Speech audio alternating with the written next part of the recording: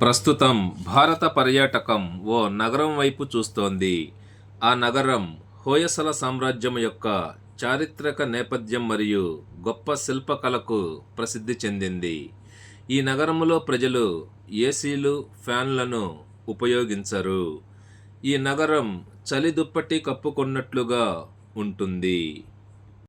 ఆ ప్రకృతి అనుభూతిని మాటల్లో వర్ణింపశక్యం కాదు, స్వయాన ఆస్వాదించవలసిందే మరి.